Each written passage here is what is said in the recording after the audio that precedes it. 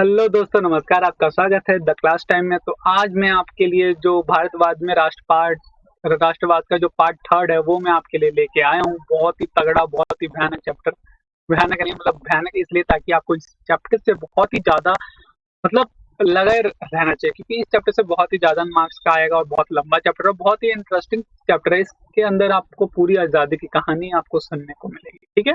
तो जिस बच्चों ने अभी तक इसका मतलब फर्स्ट पार्ट और सेकंड पार्ट नहीं देखा है, वो प्लीज़ जाकर पहले इसका फर्स्ट और सेकंड पार्ट पार्ट देख ले, क्योंकि उसके अंदर हमने संपूर्ण बताया कि भाई अंग्रेज क्या कर रहे थे, गांधी जी कब आए, प्रथम विश्व युद्ध, ये सब सत्याग्रह, चंपारण, खेड़ा, गुजरात, ये सब याद आ रहा होगा जब मैं कह रहा हूँ, जिसने भी मेरी वीडियो देख ली है। रोलक एक्ट कैसे हुआ, साइमन कमीशन, इनको अभी चलो पढ़ेंगे, और जलियांवाला बाग नरसंहार, और साथ साथ में हमने अभी सत्याग्रह तो देख लिया, खिलाफत आंदोलन हमने सेकंड पार्ट में पढ़ा है, असहयोग आंदोलन पढ़ा है, और इसके अंदर बंदे क्या क्या सोच रहे थे, सबका अलग अलग जो विचारधाराएं थी हमने वो देखी, अलग अलग अलग वर्ग का जो भी था वो देखा। तो अभी जो हम करने वाले हैं पार्ट थर्ड, तो पार्ट थर्ड के अंदर बेसिकली हम पढ़ने वाले हैं क्या, सविनय अवज्ञा आंदोलन की। और भाई सविनय अवज्ञा आंदोलन, भाई साइमन कमीशन, भाई नाम तो तुमने सुना ही होगा कहीं ना कहीं, ठीक है? तो ये सब हम पढ़ने वाले हैं, ठीक है? तो साइमन कमीशन हो गया, कांग्रेस के अंदर भी भाई अलग अलग विचारधाराएं थी, वो भी पढ़ेंगे। पूर्ण स्वराज की मांग हुई, ये भी पढ़ेंगे। और दांडी मार्च और अविनय अवज्ञा आंदोलन, ये सब पढ़ेंगे, ठीक है? तो सबसे पहले बात हम पढ़ते हैं सविनय अवज्ञा आंदोलन की। तो जब सविनय अवज्ञा आंदोलन, जो वहां पर सबका अलग अलग जब वो था कि मतलब भाई शहर वाले कुछ और कर रहे थे भाई, उन्होंने स्कूल स्कूल जाना बना बंद कर दिया था। गांव वाले भाई कह रहे थे कि मतलब गांधी जी ने कहा है कि हमको भाई मतलब जहां पर हम हैं वहां पर हमें खेत दिया जाएगा, भूमि दी जाएगी, कहीं पर कहीं कुछ, कहीं पर कहीं कुछ, ठीक है? तो वैसे ही फिर महात्मा गांधी ने क्या किया, फरवरी 1922 में असहयोग आंदोलन को वापस लेने का फैसला किया, क्योंकि गांधी जी ने अनुभव किया कि सामूहिक संघर्षों के लिए तैयार होने से पहले उन्हें सत्याग्रहियों को परीक्षित करने की आवश्यकता, मतलब उनको समझाने की आवश्यकता है, कि उनको मतलब एक डेमो भी मतलब देना पड़ेगा, क्योंकि असहयोग आंदोलन को वापस लेने का मुख्य कारण देखो ये भी था कि ना जो चोरी चोरा एक जगह है यूपी के अंदर, ठीक है? है वहां पर एक घटना हो गई थी कि चोरा की घटना 4 फरवरी 1922 को संयुक्त प्रांत वर्तमान, जो कि मतलब उत्तर प्रदेश में गोरखपुर जिले में हुई थी, ठीक है? यहाँ पर क्या हुआ था, असहयोग आंदोलन के अंदर मतलब एक हिंसा उत्पन्न हो गई थी, कि वहां से एक शांति जुलूस जा रहा था, तो भाई पुलिस वाले और ना जो भी मतलब जो भी जुलूस लेके जा रहे थे, सब में क्या हो रही, भसड़ मच गई थी, मतलब भसड़ मतलब कहीं कहीं तो मतलब उनमें मारपीट हो गई थी, ठीक है? और इसकी वजह से भी मतलब क्या किया, गांधी जी ने आंदोलन वापस ले लिया। तो फिर क्या हुआ, कांग्रेस के अंतर्गत अलग अलग विचारधाराएं भाई उत्पन्न हुई, क्योंकि मतलब कांग्रेस के कुछ नेता बड़े पैमाने पर संघर्ष से थक चुके थे, ठीक है? और वे वर्ष 1919 के भारत सरकार अधिनियम, गवर्नमेंट ऑफ एक्ट द्वारा स्थापित प्रांतीय परिषदों के चुनाव में भाग लेना चाहते थे। उन्होंने अनुभव किया कि परिषदों के अंदर ब्रिटिश नीतियों का विरोध करना महत्वपूर्ण है। उन्होंने ये सोचा कि मतलब कि जो अंग्रेजों ने जो कानून बनाए है उसके अंदर इनको भाग लेना चाहिए, क्योंकि ये भाग लेंगे तो उसके अंदर अंदर से भी ये लड़ सकेंगे, ठीक है? पर सी आर दास और मोतीलाल नेहरू ने राजनीति परिवारवाद के अंतर्गत में वापसी करने के लिए कांग्रेस के अंदर स्वराज पार्टी का गठन किया, लेकिन जवाहरलाल नेहरू और सुभाष चंद्र बोस जैसे युवा नेता ने अधिक सशक्त जन आंदोलन और पूर्ण स्वराज के लिए तर्क दिया। जैसे कि सी आर दास है, मोतीलाल नेहरू, इन्होंने क्या किया, उसके अंदर अपनी पार्टी खुद बना ली, मतलब कि जो अंग्रेजों के अंदर ही एक नई पार्टी बनाई कि हम भी भाई उसके अंदर ही भाई हम रहेंगे, उस कानून में रहेंगे, चाहे विपक्ष में रहें, जैसे कि अभी है, ठीक है?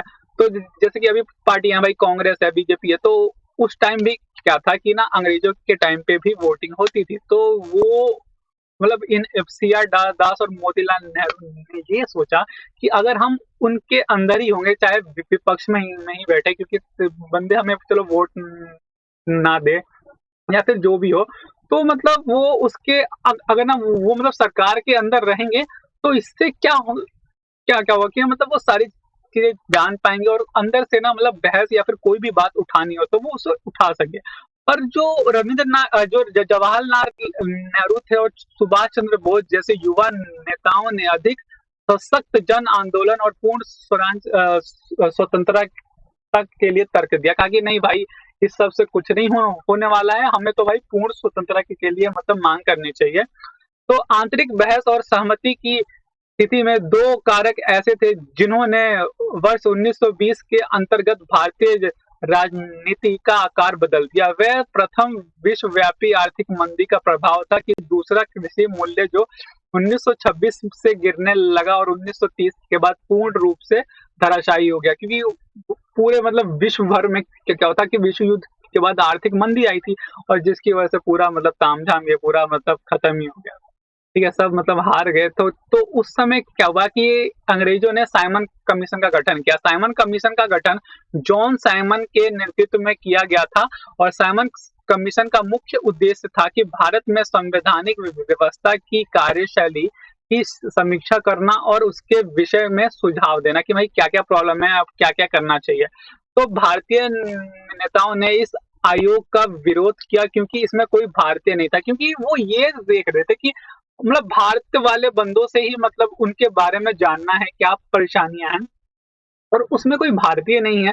तो वो अपने मतलब वो मतलब जो इंडियंस थे, जो जितने भी नेता थे, वो ये सोच रहे थे कि जब उसमें इंडियंस ही नहीं है तो मतलब वो मतलब क्या ही कर लेंगे, मतलब हमें कुछ नहीं करेंगे, वो बस ऐसे ही मतलब फर्जीवादी टाइप है और मतलब इससे हमें कुछ फायदा नहीं होने वाला। तो वर्ष 1928 में जब साइमन कमीशन भारत आया तो उसका स्वागत साइमन कमीशन वापस जाओ के रूप में हुआ। साइमन कमीशन वापस जाओ कब हुआ था? 1928 में, कि साइमन कमीशन गो बैक के नारे के साथ किया गया और कांग्रेस और मुस्लिम लीग सभी दलों ने प्रदर्शनों में भाग लिया और इसके अंदर सभी दलों ने क्या किया था? भाग लिया था। देख सकते हैं इस पिक्चर के अंदर। ठीक है, तो फिर उसके बाद क्या हुआ भाई? उसके बाद हुई पूर्ण स्वराज की मांग कि अक्टूबर 1929 में वार्स रॉयल लॉर्ड इरविन ने भारत के लिए एक आधिकारिक स्थिति डोमिनियन स्टेटस का निश्चित प्रस्ताव और भविष्य के संविधान पर चर्चा करने के लिए एक गोलमेज सम्मेलन की घोषणा की। ठीक है, गोलमेज सम्मेलन। ठीक है, तो दिसंबर 1929 में जवाहरलाल नेहरू की अध्यक्षता में कांग्रेस के लाहौर अधिवेशन में पूर्ण स्वराज की मांग या भारत के लिए पूर्ण स्वतंत्रता की मांग को औपचारिक रूप से स्वीकार कर लिया गया और यह घोषित किया गया कि 26 जनवरी 1930 को स्वतंत्रता दिवस के रूप में मनाया जाएगा। देखो 1930 को ही, ठीक है, और यहाँ पर ये देखो गोलमेज का सम्मेलन है, यहाँ पर गांधी जी बैठे पड़े हैं। ठीक है, फिर उसके बाद क्या हुआ? फिर ये तो उन्होंने माना था पर अंग्रेजों ने नहीं माना था। फिर उसके बाद क्या हुआ फिर कि ना भाई, दांडी यात्रा और सविनय अवज्ञा आंदोलन, की देश को एकजुट करने के लिए महात्मा गांधी ने नमक और एक शक्तिशाली प्रतीक के रूप में देखा। उन्होंने 31 जनवरी 1930 को वर्ष राय इरविन को एक पत्र लिखा जिनमें 11 मांगे का आग्रह किया गया था। इन मांगों में नमक कर को खत्म करने की भी मांग की थी। मतलब जब ये मतलब गोल में सम्मेलन हुआ तो इसके अंदर 11 मांगे थी, बहुत सारी मांगे थी। वैसे तो 11 मेन थी, जिसमें से क्या था कि एक नमक टैक्स को खत्म करने का भी था और उसके अंदर पूर्ण स्वराज की मांग भी थी। ठीक है, पर तो ना, तो गांधी जी ने फिर क्या किया कि नमक पर कर और इसके उत्पादन पर सरकार को एक अधिकार को गांधी जी ने ब्रिटिश शासन का सबसे पूर्व पक्ष बताया और इरविन मांग पर बात करने के लिए तैयार नहीं थे। इसके कारण गांधी जी ने आंदोलन को शुरू करने का निर्णय लिया, क्योंकि देखो नमक पे टैक्स लगा हुआ था कि और उनको पता था कि हर कोई टैक्स खाता है और आर्थिक मंदी थी, बहुत ज्यादा मतलब प्रॉब्लम चल रही थी उस टाइम। और जो कि नमक मतलब हमारे समुद्र से मिलता है और जो भी मतलब जो इजिली बन सकता है उसको मतलब उस पर इतना हाई टैक्स लगा दिया था कि बंदे मतलब प्रॉब्लम से गए थे। तो ये मांग रखी थी गांधी जी ने। फिर उसके बाद क्या हुआ कि जब गांधी जी ने ये मतलब मांग रखी और फिर लॉर्ड इरविन ने ये मना कर दिया, तो फिर उसके बाद गांधी जी ने सोचा कि अब तो भाई दिखाना ही पड़ेगा हमें। फिर उसके बाद क्या हुआ, फिर सविनय अवज्ञा आंदोलन फिर चलाया गया, फिर भारत फिर गांधी जी ने 12 मार्च 1930 को 78 अनुयायियों मतलब 78 व्यक्तियों के साथ गुजरात के तटीय शहर दांडी के लिए साबरमती आश्रम से अपनी यात्रा शुरू की और 6 अप्रैल को वह दांडी पहुंचे और उन्होंने नमक कानून का औपचारिक रूप से उल्लंघन किया। उन्होंने समुद्र के पानी को उबालकर नमक बनाना शुरू किया और इस यात्रा के दौरान 240 किलोमीटर की दूरी तय की गई और इस प्रकार सविनय अवज्ञा आंदोलन की शुरुआत की गई और इस आंदोलन के कुछ अंतर्गत कुछ चीजें भी थी। देखो ये गांधी जी ने किया मतलब, और ये भी एक मतलब हिंसा के मार्ग के पथ पे ना चल के अहिंसा के मार्ग पे, ना ही एक लड़ा झगड़ा बस, ना ही मतलब लड़े झगड़े, और बस उन्होंने क्या किया, अ, सविनय अवज्ञा आंदोलन शुरू किया। और इसके साथ साथ गांधी जी मतलब जहां जहां जाते थे वो बंदों को मतलब बताते करते थे कि भाई सविनय अवज्ञा का मतलब क्या है, अहिंसा का पाठ वो पढ़ाते थे। और ये 240 किलोमीटर के बीच में जितने भी मतलब गांव आए, जितने भी उनको बंदे मिलते सबको वो बताते रहते थे, ठीक है। फिर इसके बीच में क्या क्या हुआ पूरे देश में देखते हैं। विदेशी कपड़ों का बहिष्कार किया गया, शराब की दुकानों का विरोध किया गया, किसानों ने राजस्व और चौकीदारी कर देने से इनकार कर दिया और गांवों के अधिकारियों ने इस्तीफा दे दिया और कई जगहों पर वन्य लोगों ने वन कानून का उल्लंघन किया। और इस आंदोलन से परेशान होकर औपनिवेशिक सरकार ने कांग्रेसी नेताओं को एक एक करके क्या कर लिया भाई, अरेस्ट कर लिया, मतलब गिरफ्तार करना शुरू कर दिया। फिर उसके बाद सविनय अवज्ञा आंदोलन को बंद करना पड़ा, क्योंकि सविनय अवज्ञा आंदोलन के समय शांतिपूर्वक सत्याग्रहियों पर हमला किया गया, महिलाओं और बच्चों को पीटा गया, करीब 1 लाख लोगों को गिरफ्तार कर लिया गया। जब एक प्रमुख नेता अब्दुल गफ्फार खान को अप्रैल 1930 में गिरफ्तार किया गया तो शहर में कई हिंसक घटनाओं की सूचना मिली और इस स्थिति में महात्मा गांधी ने एक बार फिर आंदोलन को बंद करने का फैसला लिया और 5 मार्च 1931 को लॉर्ड इरविन के साथ एक समझौते पर हस्ताक्षर किया और इस समझौते को गांधी इरविन समझौता या फिर गांधी इरविन पैक्ट कहा गया।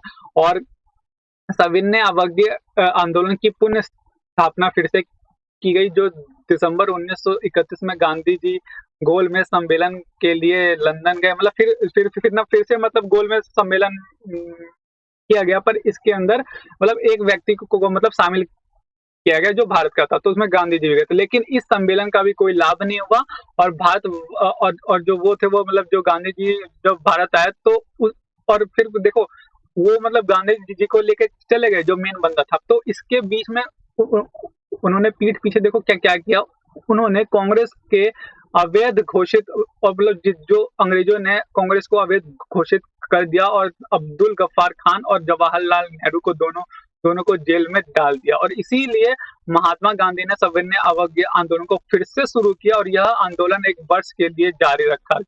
लेकिन वर्ष 1934 तक इस आंदोलन का भी प्रभाव कम हो गया और इसके बाद अब जो भी है वो नेक्स्ट पार्ट में देखेंगे। और देखते रहिए वीडियो अच्छे से, बहुत ही मतलब अच्छे से ही पढ़ा रहा हूँ, देख ही रहे हैं, इतने मजे से तुम पढ़ रहे हो भाई, हैं। तो देखो ये तो हमने पढ़ लिया, पर इसके बाद देखो क्या है, अभी थोड़ा सा मतलब एक पार्ट या फिर 2 पार्ट और आएगा। इसके बाद हम मोस्ट इंपोर्टेंट क्वेश्चन करेंगे और जो मैं कह रहा हूँ ना, जो इंपोर्टेंट क्वेश्चन हम करने वाले हैं वो एग्जाम के अंदर आपको मिलेगा। अगर वैसा नहीं मिला तो उससे रिलेटेड मिलेगा और आपको वो क्वेश्चन का जब आंसर लिखोगे आपको फुल नंबर मिलेंगे, ठीक है। तो आशा करता हूँ कि आपको मेरी वीडियो पसंद आई होगी। अगर पसंद आई हो तो प्लीज चैनल को लाइक शेयर सब्सक्राइब करें और क्या है कि ना, जो उसका फर्स्ट पार्ट है, जो उसका सेकंड पार्ट है, जो थर्ड पार्ट है वो जरूर देखें, ठीक है। मिलते हैं नए वीडियो, टाटा बाय बाय।